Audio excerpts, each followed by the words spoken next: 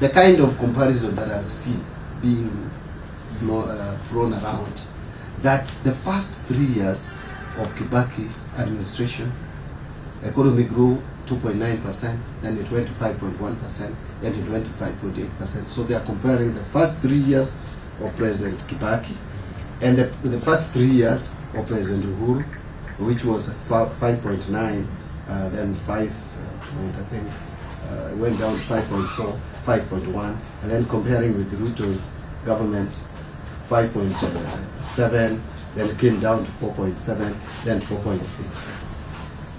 But if we just stop for a moment and ask ourselves whether the environment and the circumstances under which these three administrations operated in their first 3 years is the same.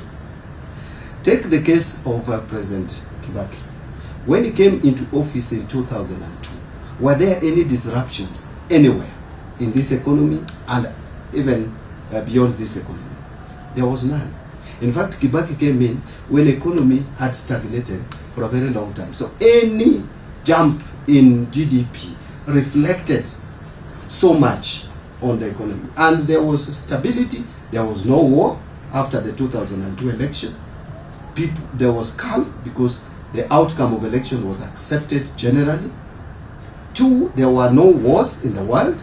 There was no war in any region of the world. 3, there was no even COVID. There was no disruption at all during Kibaki's first 3 years. Come to Uhuru's first 3 years. That is 2013, 2014, and 2015. When Uhuru was declared the president, of course there was a challenge at the Supreme Court. Immediately the Supreme Court made their decision. Everything went to normal. Raila said, I don't agree, but I accept. There were no riots, there was no demonstration, there was no disruption, there was no war anywhere. Now, come to, and that went 2013, 2014, 2015. The disruption started later, around 2016, 2017, ABC must go and all that. That started later. So the first 3 years, Uhuru enjoyed perfect calm. Now come to Ruto. First, he's coming in to office in 2022. What has happened in 2022? There was COVID in about less than 2 years. The impact of that COVID, we had not come out of the effect and impact of the COVID. That is number one. Number 2, that 2022, the Russia-Ukraine war had just begun. The disruptions were still there.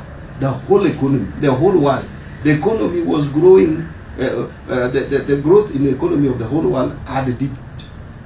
That is the second case issue. The third issue is that during these 3 years we are comparing is when the worst drought in 40 years has occurred. Worst drought recorded is not; those are not my words. Worst drought in 40 years. During Kibaki time and during Uhuru's time, did you have the worst drought in 40 years? You have it in Ruto's administration. The first 3 years. We are comparing the first 3 years. The worst drought. Number 4, immediately Ruto was declared president. And after the Supreme Court, we came with the Sufuria movement. The economy literally was affected.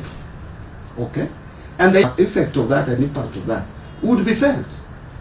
As if that was not enough, in 2024, the worst riots ever seen in this country.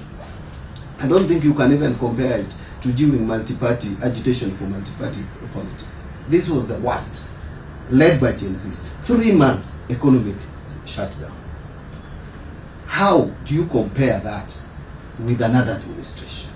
And now when we are just coming out of it, my friend, then you have the Middle East war.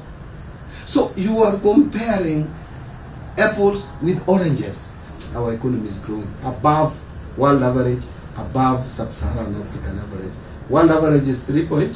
3.1 actually was recorded. We grew at 4.6.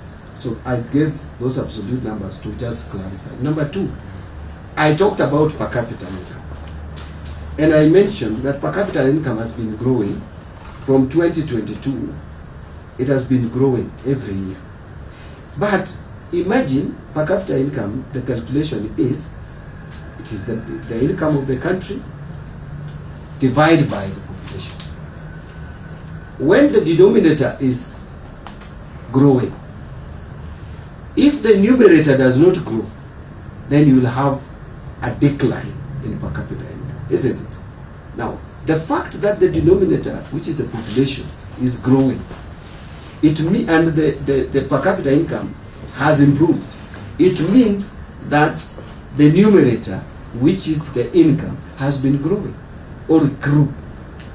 So you can see that the population has grown from 49 million people, 49.7 in 2021, 2022, 50.6, 2023, 51.5, 2024, 52.4, and now we are at 2025, 53.3 million people.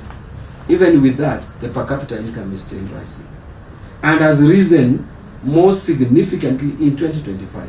What does that tell you? It tells you that the economy is getting better.